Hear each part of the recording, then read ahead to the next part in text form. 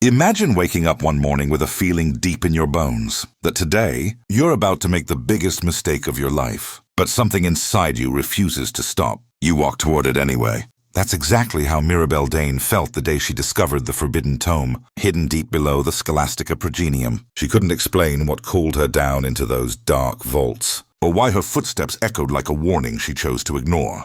All she knew was that something ancient was waiting for her, something that didn't want to be found, but somehow expected her all the same. And before we dive into this chilling story of knowledge that corrupts, whispers that twist the mind, and a scholar who lost everything for a book she was never meant to open, tell me in the comments, where are you watching from? Because today, we're stepping into the shadowed depths of Warhammer 40K, where even asking the wrong question can be a death sentence. Mirabelle was only a junior lexicurgon, barely trusted to handle basic archives. Her job was simple: sort harmless texts and stay away from restricted vaults. But curiosity had always lived inside her, like a spark waiting for air. On this particular day, that spark grew into a flame she couldn't control. The Archivum Obscura smelled of dust, cold stone, and old metal. Lumen lights flickered, as if trying to keep her from going further. She felt watched, not by people, but by the silence itself. She passed shelves full of history, dogma, and forgotten reports. Then she saw it. A sealed compartment glowing faintly red, locked by a mechanicus cipher far above her clearance. She should have turned back. She should have reported it. But her heart hammered with excitement, as if something behind that seal was whispering her name. Mirabelle stared at the cogitator lock, breath shallow, palms sweaty. She knew that touching it could end her career or her life. But the whisper inside her mind grew stronger, like a gentle hand on her shoulder, urging her to try. Her fingers danced over the keys. She expected alarms to blare. Instead, the cipher accepted, her input with unnatural ease, each light turning green as though it recognized her. The compartment opened with a soft hiss. Inside lay a single book. It looked old, far older than the vault around it. Its cover seemed made of leather that shifted softly when light hit it, like skin that remembered warmth. A symbol rested on its surface, a shape her eyes kept sliding off of, as if reality refused to hold it still. The high Gothic letters on the cover twisted every time she blinked. She blinked again. They changed again. It felt impossible, yet she knew she wasn't imagining it. Mirabelle reached out. The air grew heavy, pressing against her chest, but she touched the tome anyway. It pulsed like a heartbeat. She nearly dropped it. Her first instinct was to call security. Her second instinct was to open the book immediately. The second instinct won. She carried the tome to her small study space, each step echoing unnaturally loud. When she placed the book on her desk, the room felt colder. The lumen lights dimmed, as if something was feeding on their glow. When she opened the first page, her life changed forever. The words seemed alive. They curled, stretched, and twisted into patterns. Her mind tried to understand, but couldn't. Whispers filled the air, first faint, then clearer, speaking in a language she somehow understood without knowing. They promised clarity. They promised truth. They promised power. And Mirabelle, hungry for knowledge, listened. At first, the changes were subtle, but the whispers from the book didn't wait for her to return. They followed her into her dreams, filling them with spiraling shapes and impossible colors. She woke each morning exhausted, yet eager to read again. The more she read, the easier the words became. They no longer shifted randomly. They shifted perfectly for her. The book taught her about the warp, not in vague, fearful terms like imperial texts, but in detailed diagrams and explanations drawn with impossible precision. She learned how emotions flowed like tides, how thoughts could cut sharper than knives, how reality grew thin in places, ready to tear if pressed. She felt brilliant, as if her mind had grown twice its size. She connected dots other scholars had missed for centuries. She understood hidden patterns in mechanicus encryption, noticed tiny flaws in archive classifications, even sensed strange vibrations in the walls around her. She lost track of time. Her meals went uneaten. Sleep slipped away. She didn't care. By the end of the week, she had read more than she believed possible. But knowledge came with a price. Her eyes began reflecting the loom light strangely, almost oily. Her voice gained a quiet calm that unsettled her co-workers. She caught herself tracing symbols from the book onto her datapad without realizing it, shapes that made other scribes dizzy when they glanced at them. Fear should have stopped her, but the whispers praised her, calling her chosen. And for the first time in her life, Mirabelle felt special, needed, important. She convinced herself she was still in control. But the truth was simple. The book was reading her just as much as she was reading it. The first incident happened on the 10th day. Mirabelle sat alone in the dim study room, drawing complex diagrams that glowed faintly before burning to ash. She barely noticed the smell of smoke. She barely noticed anything except the next whisper. Then Prefectus Archivum Raylan entered. He was strict, cold, and unyielding, a man who believed rules existed to save souls like hers from their own curiosity. When he saw the burning symbols, he demanded an explanation. Mirabelle looked up slowly, as if surfacing from deep water. Her eyes locked onto his, dark and shining with something foreign. She answered calmly, too calmly, saying he was interrupting important work he could not understand. Raylan stepped closer, voice rising. He ordered her to stand down and surrender the tome. Mirabelle whispered a word she had never heard before. A sound impossible to describe. The air folded. The lights burst. Raylan screamed, but only for a moment. When silence returned, he no longer resembled a man. His body was reshaped into a twisted, impossible pattern that made Mirabelle's stomach turn when she looked directly at it. Yet she felt nothing. No horror. Only a cold, analytical curiosity. She stepped around him and continued writing. Hours passed before anyone found what was left of Raylan. Panic erupted. Security sirens wailed. The vaults sealed themselves. Mechanicus adepts chanted prayers of protection. And someone sent a message to the Ordo Hereticus.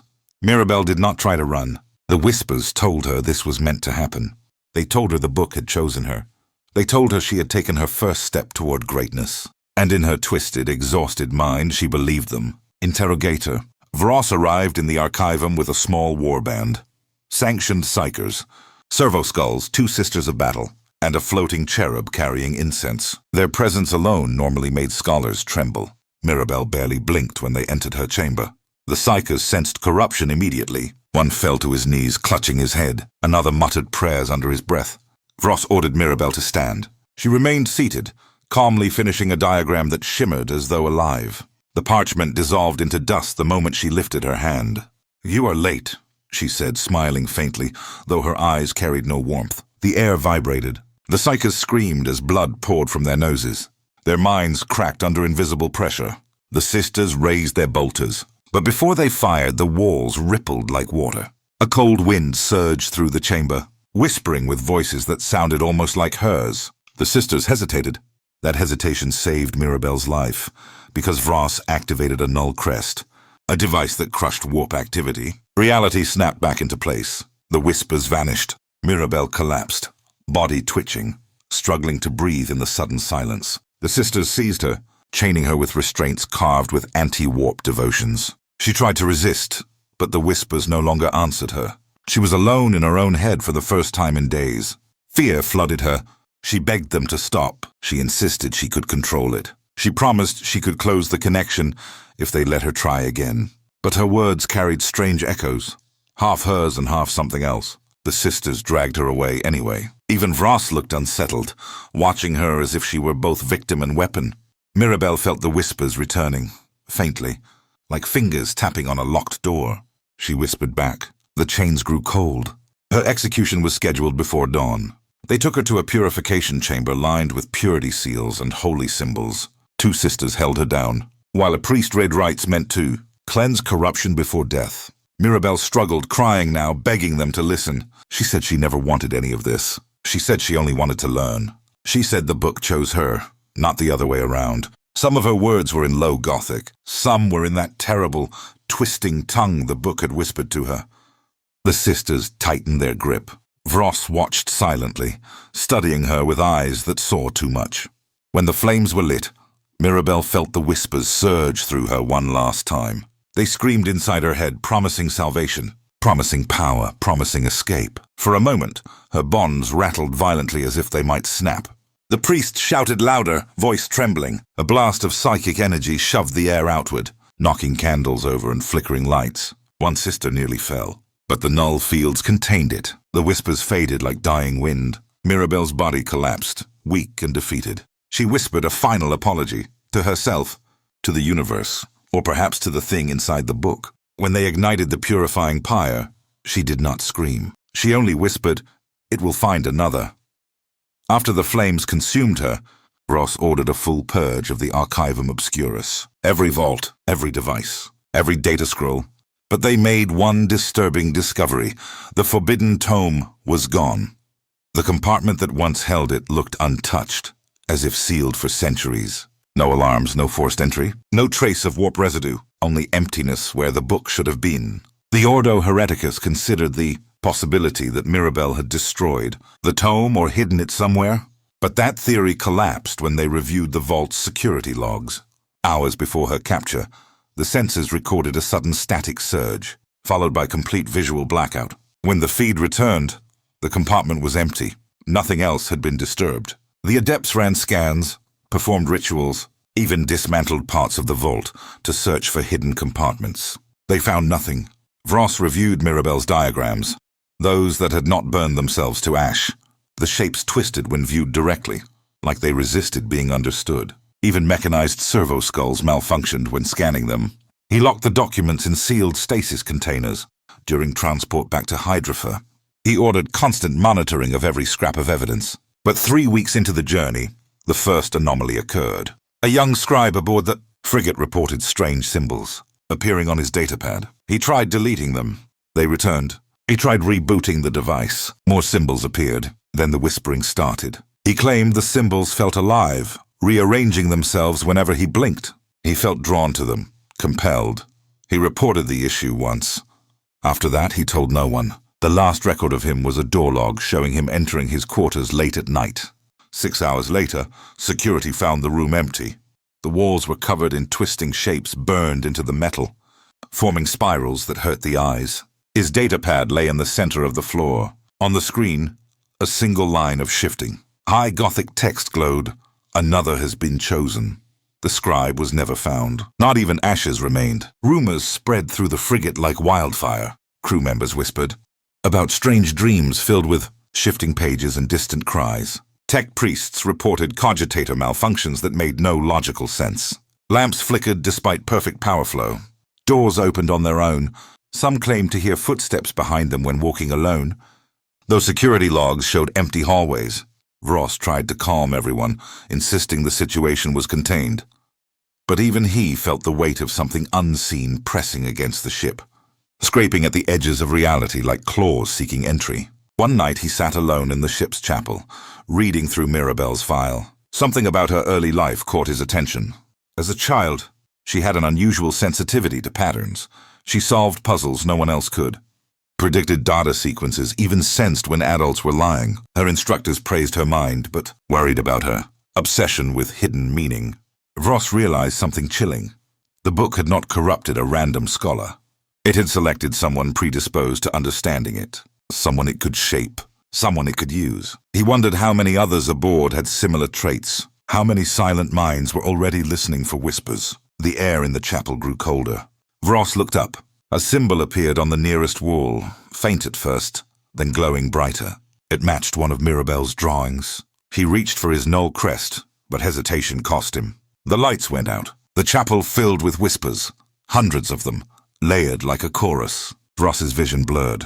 He stumbled backward, barely activating the crest in time. The whispers recoiled, the symbol flickered, then vanished.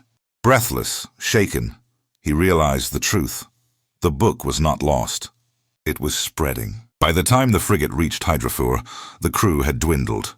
Some vanished without a trace. Others were found muttering in locked rooms, drawing spirals on the floor until their fingers bled. Vross ordered full lockdown, refusing to allow anyone to leave until every soul aboard was screened. But corruption hides well, especially when it can read its victims as easily as they read it.